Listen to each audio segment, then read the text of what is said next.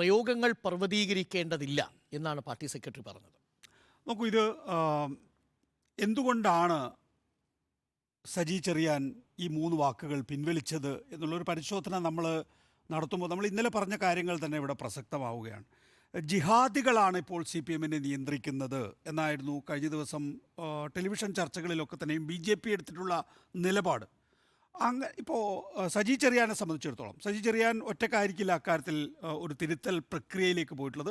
CPM കൃത്യമായി നിർദ്ദേശിച്ചിട്ടുണ്ട്. അതാണ് നേരത്തെ സ്മൃതി നേരത്തെ ചൂണ്ടിക്കാണിച്ച പോലെ MV ഗോവിന്ദൻ രാവിലെ പറഞ്ഞത്.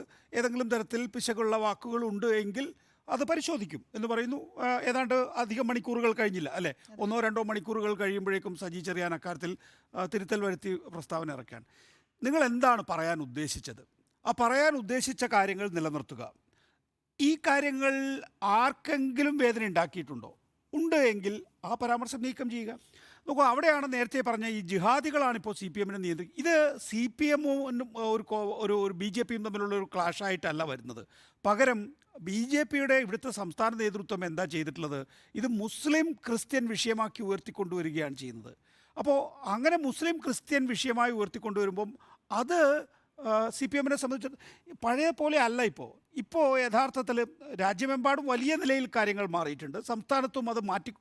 ഉദാഹരണത്തിന് സംസ്ഥാനത്ത് ഞാൻ ആവശ്യത്തിലേക്ക് വരാം എങ്കിൽ പോലും ഇപ്പോൾ അങ്ങനെ ഒരു നമുക്ക് കുറച്ച് 3 വാക്കുകൾ പറഞ്ഞു, എന്നിട്ട് അതിനകത്ത് പിടിച്ചു നിൽക്കാൻ കഴിയുന്ന ഒരു രാഷ്ട്രീയ സാഹചര്യമല്ല സംസ്ഥാനത്ത് നിൽക്കുന്നത്. നിങ്ങൾ പറഞ്ഞതിൽ ഏതെങ്കിലും തരത്തിൽ പിശകുണ്ടോ? ഇപ്പോൾ ക്രിസ്ത്യൻ മതമേലധ്യക്ഷന്മാരാണോ സജി ചെറിയാൻ്റെ ടാർഗറ്റ്? അല്ല.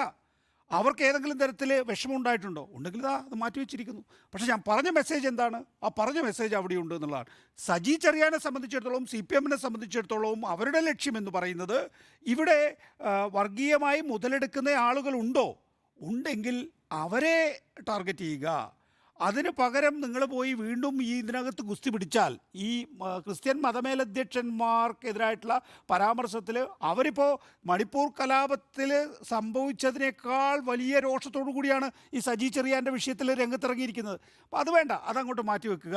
സ്വാഭാവികമായ രീതിയിൽ ഈ മണിപ്പൂർ വിഷയത്തിൽ മാത്രമായി ഊന്നി നിന്നുകൊണ്ടുള്ളൊരു രാഷ്ട്രീയ പ്രവർത്തനം നടത്തുക. അതിൻ്റെ അടിസ്ഥാനത്തിൽ ഒരു ആലോചനയോട് കൂടിയിട്ടുള്ള തിരുത്തലാണ് ഇന്ന് സജി ചെറിയാൻ വരുത്തിയിരിക്കുന്നത് എന്ന കാര്യത്തിൽ തർക്കമൊന്നുമില്ല. അത് 1.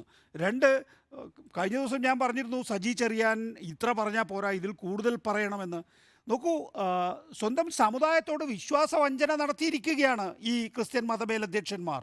അങ്ങനെ വിശ്വാസവഞ്ചന നടത്തിയ ആളുകളെ ഈ 3 വാക്കുകൾ കൊണ്ട് തുറന്ന് കാണിക്കാൻ സജി ചെറിയാന് സാധിച്ചിട്ടുണ്ട് എങ്കിൽ അത് കൃത്യമായ രാഷ്ട്രീയമാണ് എന്നും ഇനിയും സജി ചെറിയാന് ചില പ്രയോഗങ്ങൾ നടത്താമായിരുന്നു എന്ന് ഞാൻ ഇന്നലെ പറഞ്ഞതിൽ ഇന്നും ഉറച്ചു നിൽക്കുന്നു. കാരണം അത്രയും അർഹിക്കുന്നുണ്ട് ഈ ക്രിസ്ത്യൻ മതമേലധ്യക്ഷന്മാരും ബിസിനസ്സുകാരും NRIയും കായിക താരങ്ങളും അടങ്ങുന്ന ഡെലിഗേഷൻ സംഘം.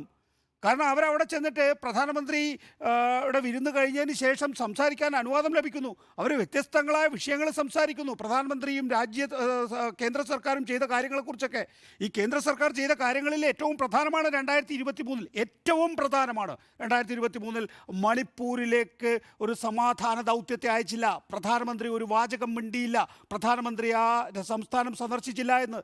അതുകൊണ്ട് സ്വന്തം സമുദായത്തോട് വിശ്വാസവഞ്ചന കാട്ടിയിട്ടുള്ള ക്രിസ്ത്യൻ മതമേലധ്യക്ഷന്മാരോട് പ്രയോഗിക്കാവുന്ന കടുത്ത വാക്കുകൾ തന്നെയാണത്. അതിലും കടുത്ത വാക്കുകൾ സജി ചെറിയാൻ ഉപയോഗിക്കേണ്ടതായിരുന്നു എന്നാണ് ഒരു പൗരൻ എന്നുള്ള നിലയിൽ എനിക്ക് ഇപ്പോഴും പറയാനുള്ളത്.